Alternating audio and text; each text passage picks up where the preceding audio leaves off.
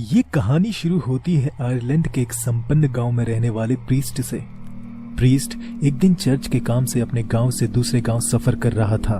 उसका सफर लंबा, कठिन और थका देने वाला था और काम खत्म करके जब वो लौट रहा था तो शाम हो चुकी थी और अंधेरा होने को था। तो उसने वहीं जंगल में टेंट लगा के ठहरने का निश्चय किया। जिस जंगल में वो ठहरा हुआ था उस जंगल के बारे में लोगों का मानना था कि वो जंगल हॉन्टेड है। रात हो चुकी थी और प्रीस्ट अपने टेंट में सोया हुआ था। तभी आधी रात में उसने कुछ सुना। उसने अपने टेंट के बाहर सूखे पत्तों के ऊपर किसी के चलने की आवाज सुनी और वो आवाज टेंट के करीब आती गई और फिर ऐसी आवाज आने लगी मानो जैसे कोई अपने लंबे नुकीले नाखूनों से टेंट के कपड़े को खुरच रहा हो। पता करने के लिए प्रीस्ट टेंट के बाहर निकला तो उसने जो देखा वो देखकर उसके होश उड़ गए। उसके सामने एक आदमखोर भेड़िया खड़ा था। प्रीस्ट को देखकर वो भेड़िया उसके ऊपर कूद गया। अपने नुकीले पंजों और बड़े बड़े दांतों से उस भेड़िए ने प्रीस्ट के शरीर को लहूलुहान कर दिया।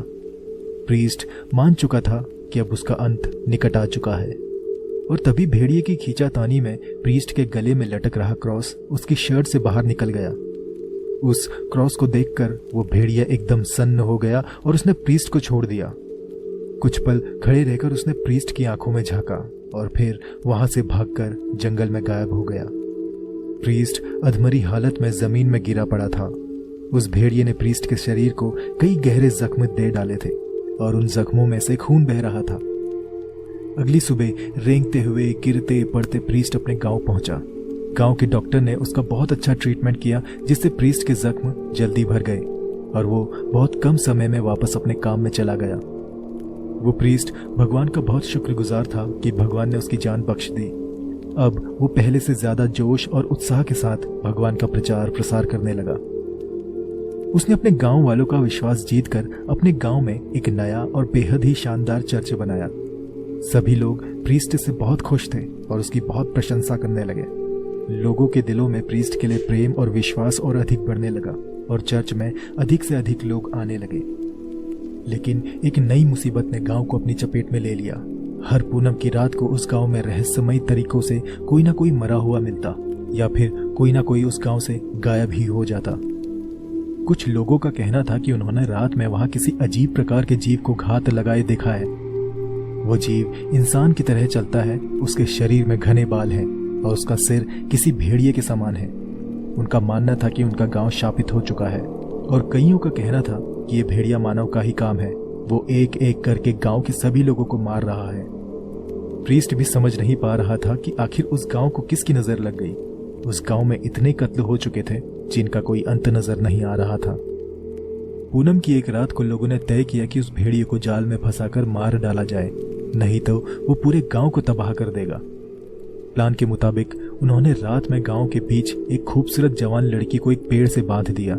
भेड़िए को लालच देने के लिए उस लड़की को चारे की तरह इस्तेमाल किया गया और उस पेड़ के ऊपर एक टहनी से लोहे का एक बड़ा पिंजड़ा बांध दिया और खुद भी झाड़ियों में जाकर छुप गए और अपने शिकार का इंतजार करने लगे। कुछ देर बाद उन्होंने जंगल में से सरसराने और चरचराने की आवाज सुनी।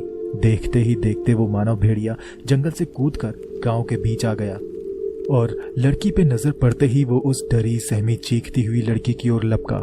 इससे पहले कि वो लड़की को अपने जबड़ों में दबोचता, गांव वालों ने उस पेड़ की टहनी में लटक रहे लोहे के पिंजड़े की रस्सी काट डाली और वो भारी भरकम लोहे का पिंजड़ा सीधा भेड़िए मानव के ऊपर गिरा और वो भेड़िया मानव लोहे के मोटे मोटे सलाखों के भीतर कैद हो गया। और फिर सभी गांव वाले झाड़ियों में से और अपने अपने घरों में से बाहर निकले। सभी के हाथों में लंबे नुकीले भाले थे। सभी ने चारों तरफ से भेड़िए मानव को घेर कर उसको अपने भालों से गोद गोद कर छलनी कर दिया। भेड़िया मानव दर्द से दहाड़ने लगा और छटपटाने लगा। उसे सैकड़ों बार भाले घोंपे गए और फिर अंत में उसके दिल को चीर कर भेड़िया मानव का किस्सा खत्म कर दिया। भेड़िया मानव पिंजड़े के फर्श में गिरा और उसने दम तोड़ दिया। सभी गांव वाले खुश होकर एक दूसरे को बधाई देने लगे और तभी उन्होंने देखा पिंजड़े के फर्श पे गिरा भेड़िए मानव का शरीर बदलने लगा। उसके बाल, उसकी खाल उतरने लगी थी और उसके अंदर से एक खून से लथपथ मरा हुआ इंसान निकला। जो गांव वाले अब तक खुशी से झूम रहे थे वो सभी अपने घुटनों में आकर रोने लगे क्योंकि उन्होंने अपने हाथों से अपने चहेते प्रीस्ट को मार डाला था।